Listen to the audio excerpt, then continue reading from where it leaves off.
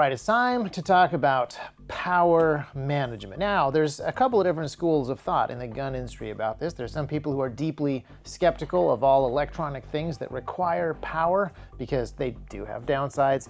But there's also people who would like to have all of the features that come along with some of these different electrical gadgets. And at T.REX, we have been selling batteries and battery organizers and battery chargers for some time now, as well as various things that take batteries and various things that need to be recharged. So we have a rough idea of what some of your power needs might be. And you might think, well, that sounds like enough things to have a power management plan.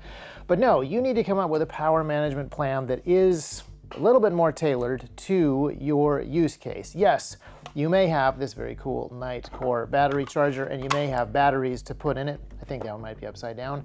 But you need to get power to this device, and you probably want multiple ways of doing that in multiple circumstances. Now, the good news is these Nightcore battery chargers charge over USB-C, and a bunch of other devices do as well. The new Garmin handhelds are going to be charging over USB-C, as well as, phones and cameras and laptops and other types of flashlights.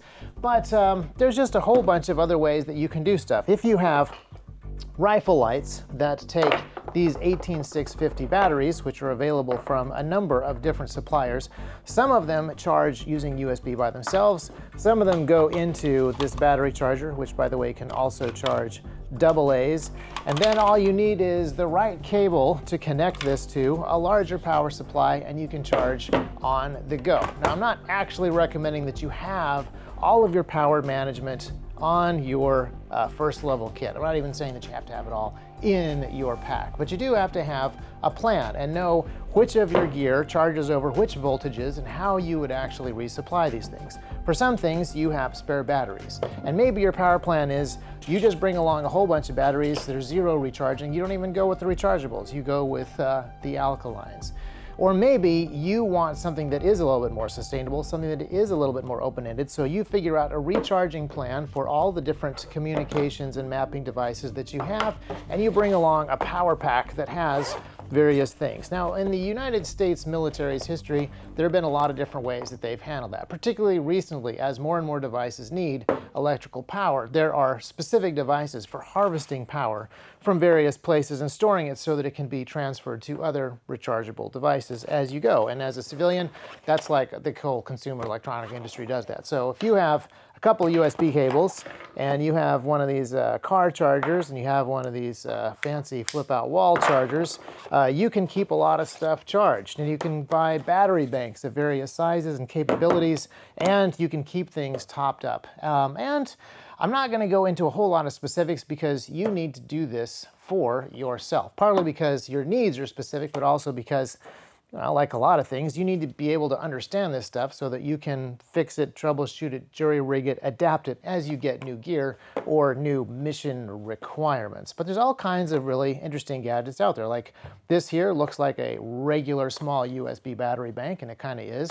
But the cool thing is that the batteries inside are 18650s, which means this thing can either be an 18650 recharger that supports your weapon lights, or it can be something that you plug your USB cables into to support the rest of your USB-C chargeable stuff. This is a device that is flexible, and maybe it's small enough and light enough and flexible enough that it is worth keeping on your person. But this is gear that you should have and understand, even if you're not carrying it around all the time. Maybe it's the sort of thing that lives inside of your car. And speaking of cars, this is an interesting device. It's basically just a fancy USB battery pack. Because it is for vehicles, it has a couple of extra features. It is meant to jumpstart cars, which means that it has better voltage and amperage output, and different sizes of these jump packs are going to be able to jump different sizes of engines.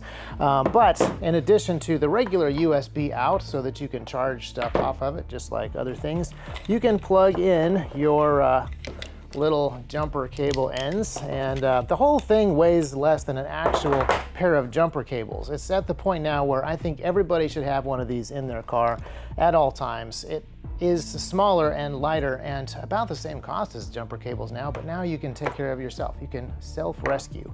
But the other thing that you can do is stick this adapter in here. So now you have the ability to charge 12-volt stuff off of this battery, not just the 5-volt USB stuff. That's going to be useful for certain radio chargers, certain larger radios, and then also other types of equipment.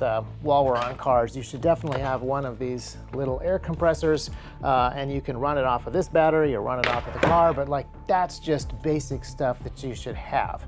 You should also have tire repair kits while we're talking about cars and air compressors. The last 4 flat tires that I've had, the tire repair kit worked in less time than it would take to switch to the spare. And it meant I didn't have to drive on the spare, and it meant that I didn't have to fix the tire later. So like if you guys don't know how to fix your own tires and you don't have this stuff right here, like get it. It's the cheapest, simplest, easiest stuff that you can do. This will let you start your car when the battery's dead. That will let you fix your own tires. You are good to go. And all of this stuff works across a whole variety of other things. You should be getting there. So here is the recommendation. Think through all of the different power requirements that you have from your vehicle on down to small personal electronic gear, the stuff that you have around you and the places that you're going to go, what sort of power sources you're going to have at your disposal, what sort of stuff you want to carry, what sort of stuff you don't want to carry but you want to have around, and what sort of support equipment you need to keep it going.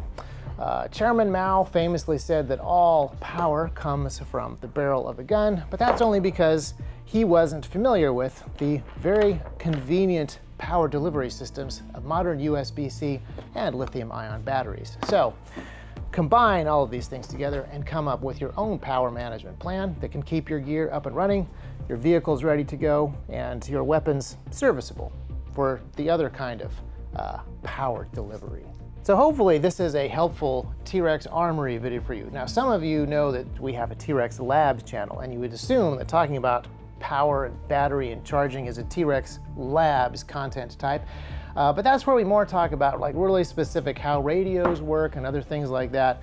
I feel like this is all stuff that you should have right now and be using and be part of your armory. So hence Armory channel.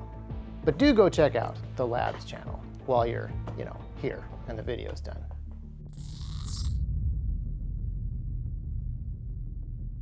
I like how you say the editor in third person like it's not going to be me. The unfortunate soul who will have the thankless job of editing this together.